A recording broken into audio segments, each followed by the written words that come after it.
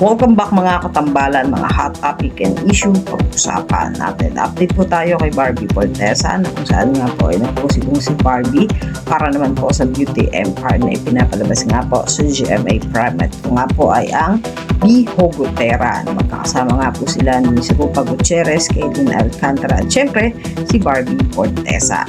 Samantalang bukas na nga po ay ipapalabas na ang Kontrabida Academy na pagbibidahan nila ni Miss Eugene Domingo at talagang kakaibang Barbie Fortesa ang masisilayan natin bukas sa Kontrabida Academy. At syempre, ang husay at galing ni Miss Eugene Domingo na pinagsama nga ang galing ni Barbie at ni Miss Eugene.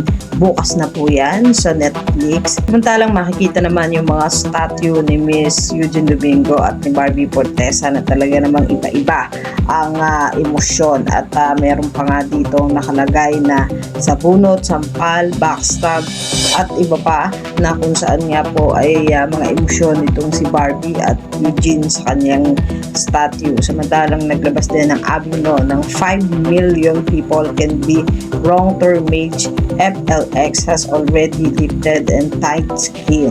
Saan nga po ay cover itong si Barbie na talaga namang napakaganda ng skin itong si Barbie Fortesa. Samantalang nag-post din ng mga photos na kung saan nga po kasama ni Barbie ang kanyang ama at inabutan nga niyang bulaklak itong si Barbie Fortesa na talaga namang lutang-lutang ang kagandahan nito. Yan po yung mga update natin ngayon kay Barbie. Kayo mga katambalan, ano ang masasabi niyo? Mag-comment lang sa comment section at pag-usapan natin. Yan ang mga hot topic and issue dito lamang sa Tambalang KK.